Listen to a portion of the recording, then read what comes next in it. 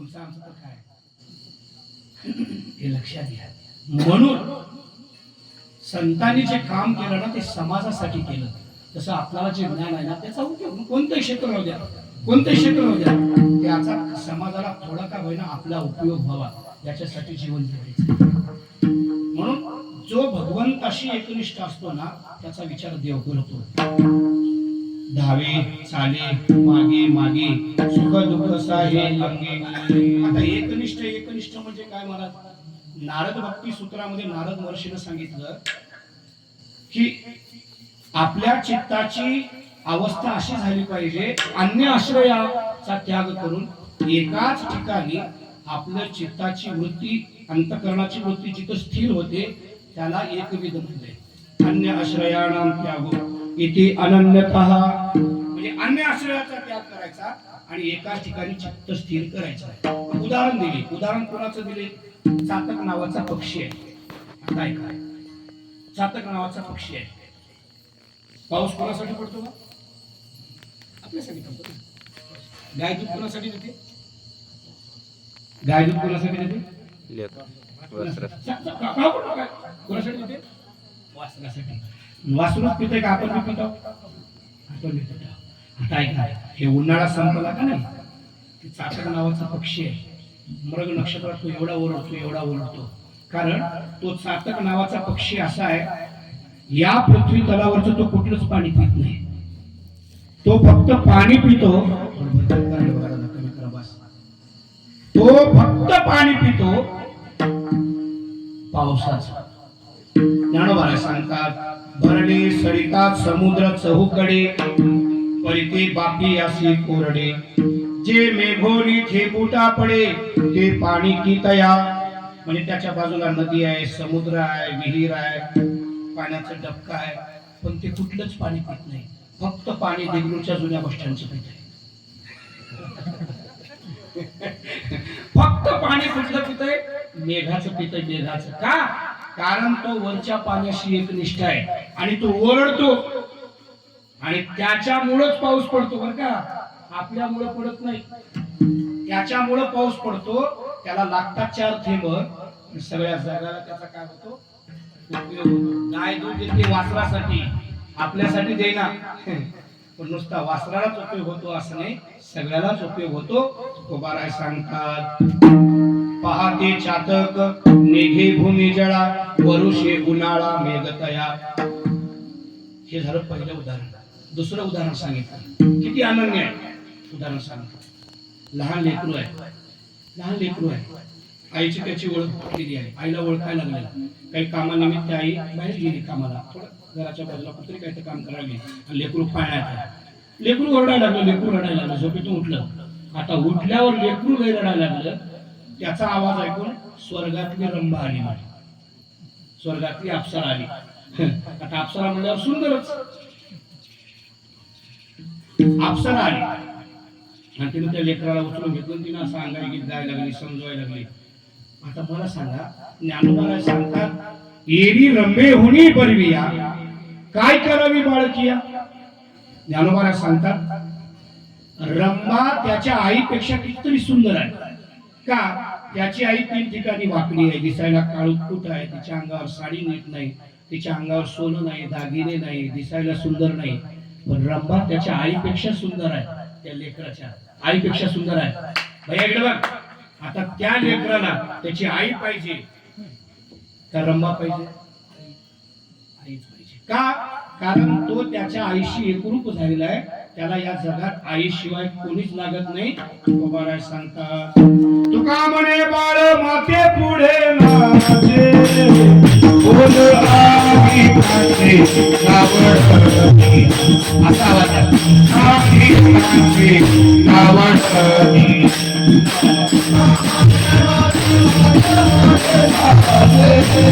बोल आगी काचे नावडती.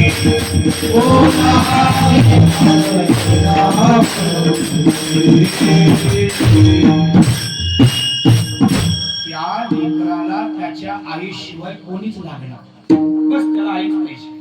तू एक रूप आहे, कोणाशी एक रूप आहे? आपल्या आईशी. बरं हे बी किती दिवस आहे? 10 मे पर्यंत आहे. दहावे कसं काय म्हणला सांगा. दहाव्याला लग्न आहे. लग्न म्हणजे कोणाच लेकरू काय म्हणते, आई आई आई आई आई कुठं आहे, आई कुठं आहे, आई कुठं आहे म्हणते घरात आली की. आणि एकदा अक्षरा पडला घरात आले की आई समोर उभा आहे. आई आई म्हणा, ती कुठं आहे, ती कुठं आहे, ती कुठे गेली, ती कुठे गेली म्हणते. याचा अर्थ काय मी सांगत नाही, हा विनोद नाही, स्वतः ज्ञानोबाने लिहिले. पहिले बाळ दशे आई बाहीची पिसे, मग स्त्री मासे भुलोनी ठाकी. जे लेकरू आईशिवाय राहत नव्हतं सारखं आई आई म्हणायचं आणि एकदा बाई घरात आली की आईला विसरून लगीन झाल्यावर ही अवस्था होते अशी. म्हणजे आई आई म्हणते म्हणजे एकरूप आईशी. उदाहरण तिसरं उदाहरण दिलं, पाण्यातला मासा. पाण्यातला मासा पाण्याच्या बाहेर काढा, तळमळ तळमळ करणं. बरं पाण्यात काढून त्याला दुधात टाका. दूध कसा द्रवरूपच आहे. दुधात टाका, मधात टाका, तेलात टाका, दह्यात टाका, कशातही टाका, ते कशातच राहत नाही. त्याला काय पाहिजे, जीवजिती जीवना संगे मत्स्या मरण त्यागे योगी, मत्स्या मरण त्यागे योगी. जीवना संगे मत्स्या मरण त्यागे योगी, मत्स्या मरण जीवजिती जीवना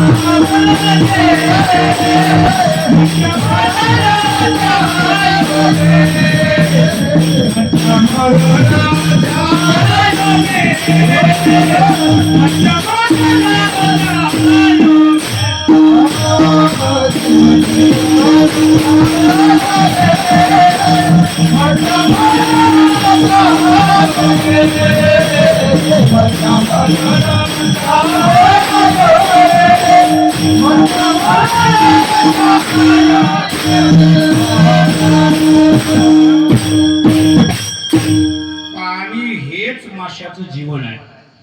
पाण्याशिवाय मासा जगू शकत नाही. जसं तुकोबाराय सांगतात, पाण्याशिवाय जसा मासा राहू शकत नाही, आईशिवाय लेकरू राहू शकत नाही, वरच्या पाण्याशिवायचं आता कुठलं पाणी पित नाही ना, तसं तुझ्याशिवाय आम्ही आमच्या चित्तात इतर कोणाला धारण केलं नाही. आणि इथून पुढे सुद्धा आम्ही तुझंच नाव घेऊ. एक गावे आम्ही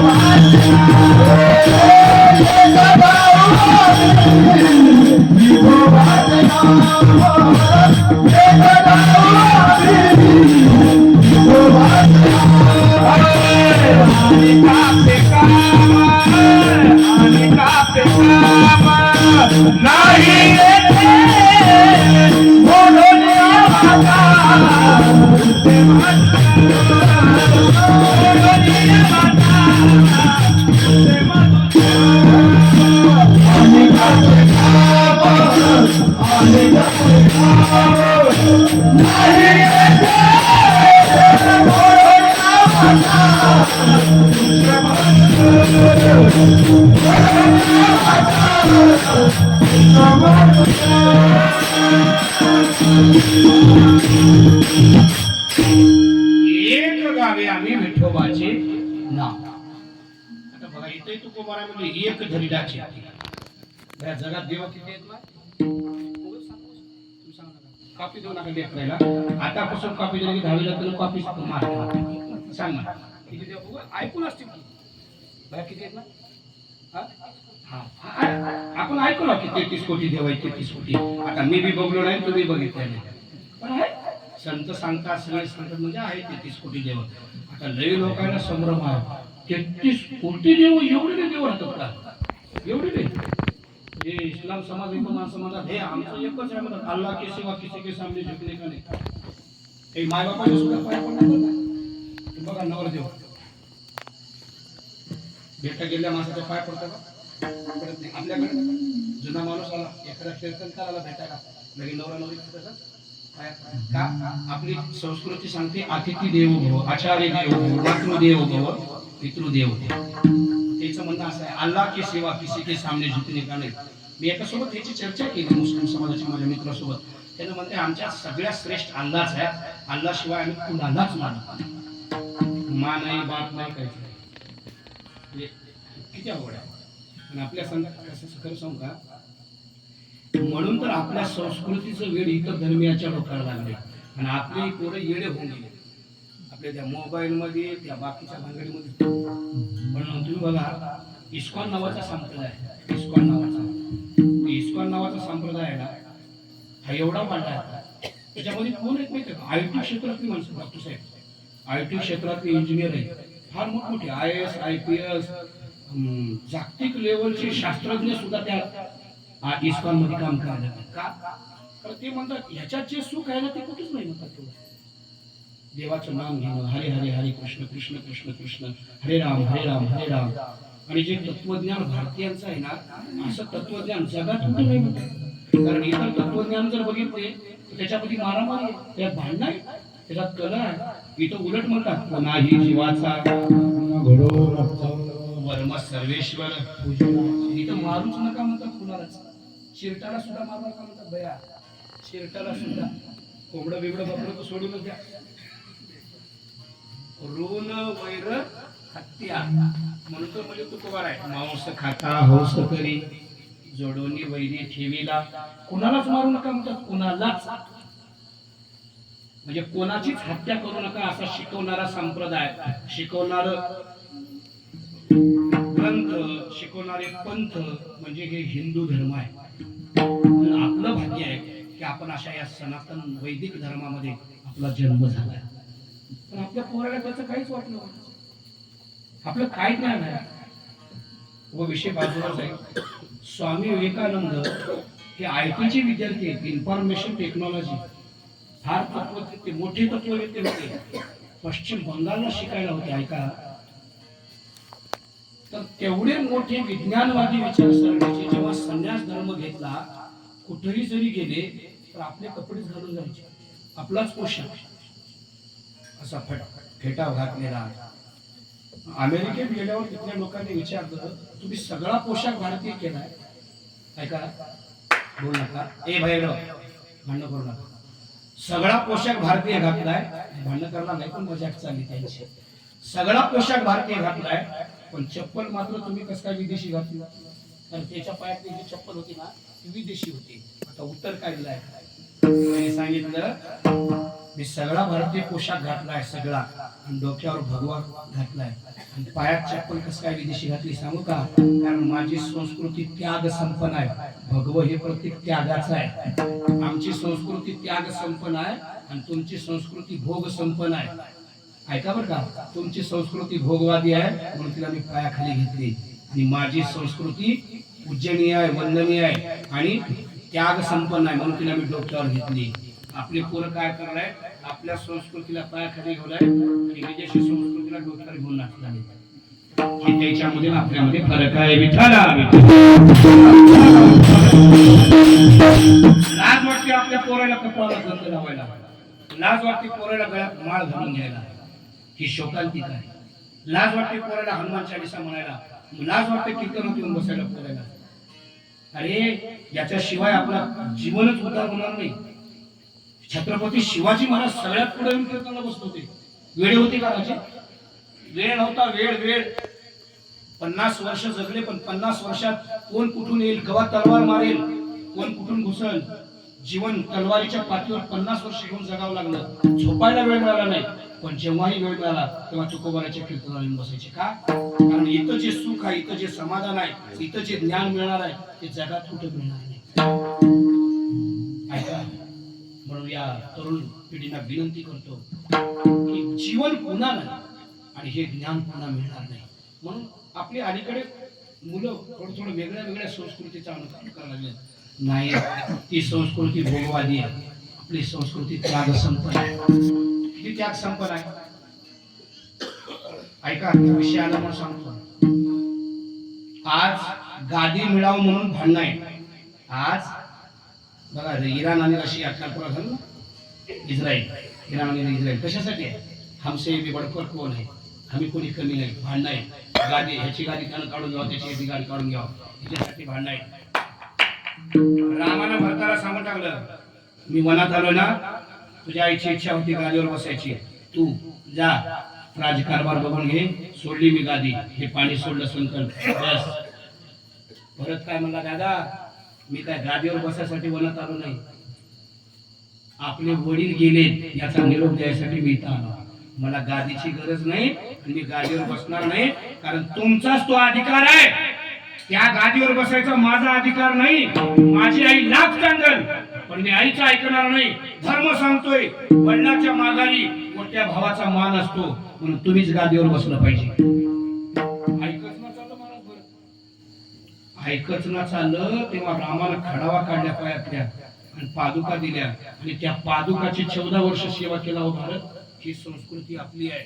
आता ऐका दुसरी संस्कृती. औरंगजेब घरातले 32 माणसं मारला, 32 माणसं. स्वतःच्या मायबापाला मारणारा औरंगजेब, जेलमध्ये टाकणारा, स्वतःच्या भावाला मारणारा, स्वतःच्या बहिणीला मारणारा, चुलत्या मावळेला मारणारा, कशासाठी? गादी मिळवून. 32 माणसं मारले औरंगजेबानं. मला सांगा ही संस्कृती कसली आहे? ही संस्कृती कशी आहे? लक्षात घ्या, आपली संस्कृती रामाची आहे, त्याग संपन्न आहे. गादी दिली, राजवैभव दिलं, पण भरताना ते राजवैभव स्वीकारलं नाही, आणि त्या औरंगजेबानं घरातली 32 माणसं मारली, कारण ही भोग संपन्न संस्कृती आहे. विठाला विठाला विठाला.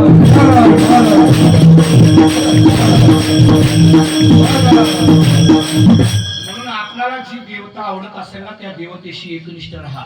म्हणून एक झालेला चित्ती आम्ही रखुमाईचा पती.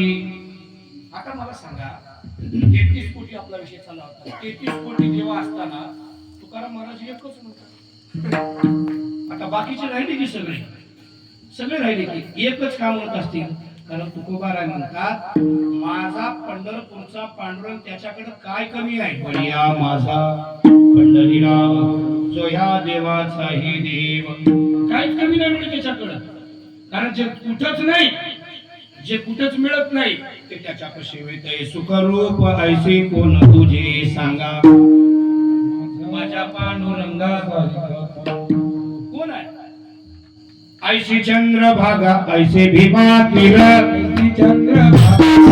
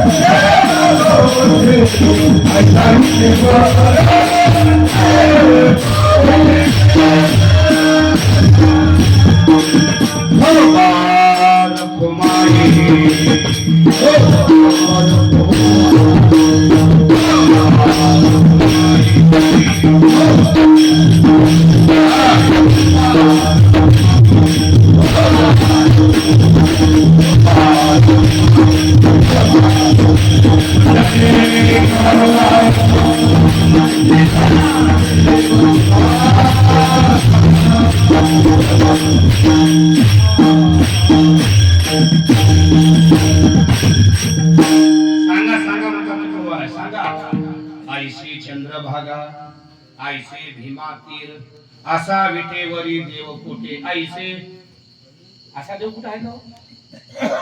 असा हा असा हा सगळे वेगवेगळ्या आयुष्यामध्ये उभा राहिले, पण असा देव कुठे? असा पाय जोड समचरण सरोजम सांद्रनीला गोदाभं जगननीतपानी मंडणं मंडणानां किंवा चरण दृष्टी असा कुठे देवायचा. आता काय देव बालाजी कसा आहे, एका हाताने आशीर्वाद, एका हाताने काही टाका टाका टाका टाका. पण असा देव कुठेच नाही जो कोणाला आशीर्वाद बी देत नाही आणि जो कोणाला काही मागत बी नाही. धर्म तुम्हा असावे कल्या.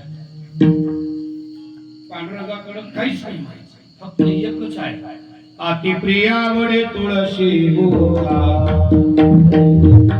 त्याला काय लागणार, त्याला काय लागणार, काय लागणार.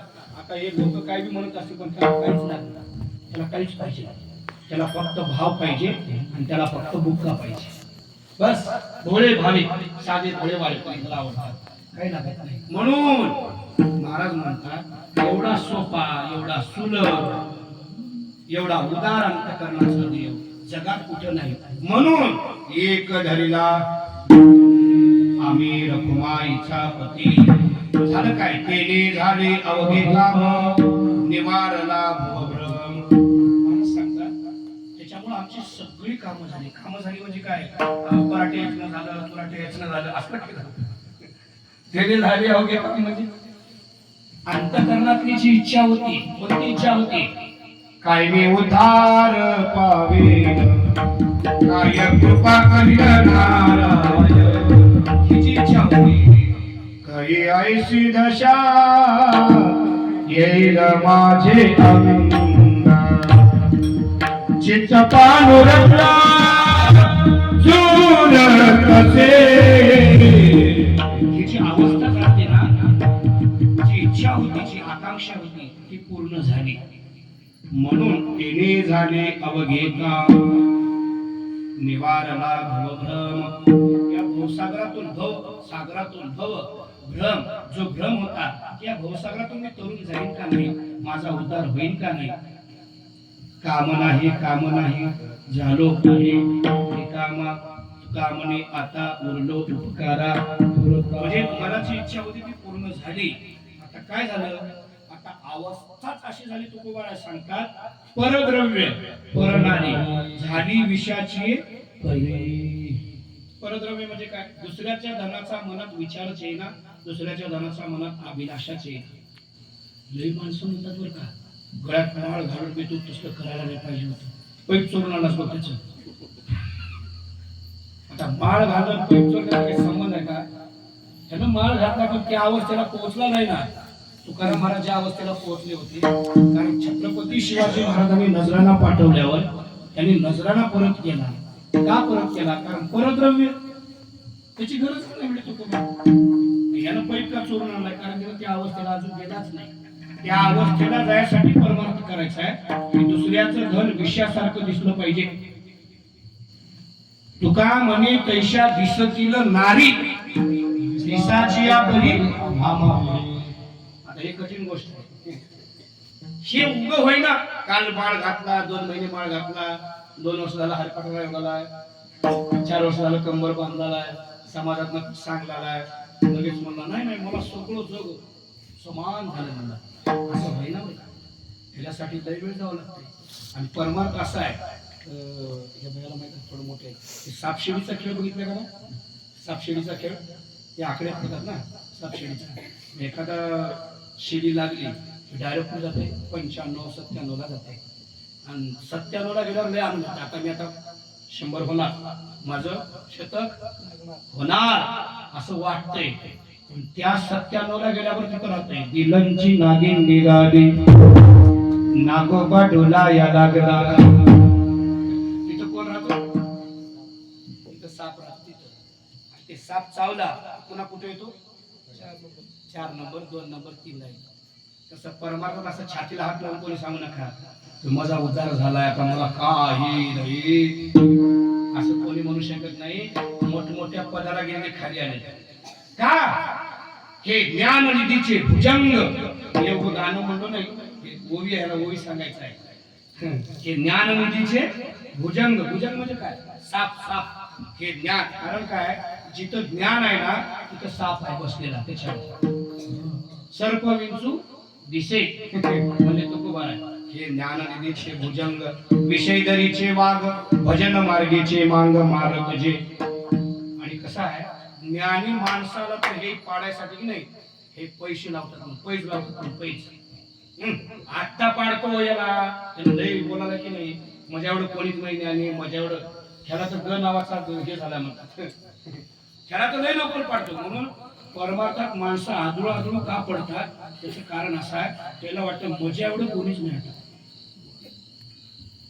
ज्या ज्ञानोबाने एवढी गाथा लिहिली हे ज्ञानोबांनी गाथा केली बरं का. ज्ञानोबांची गाथा आहे अभंग गाथा ज्ञानोबांची ज्ञानेश्वरी आहे चांदेव 65 आहे अमृत अनुभव एवढी ग्रंथ संपदा लिहिली तर ज्ञानोबा काय म्हणतात एरवी तरी मी मूर्खू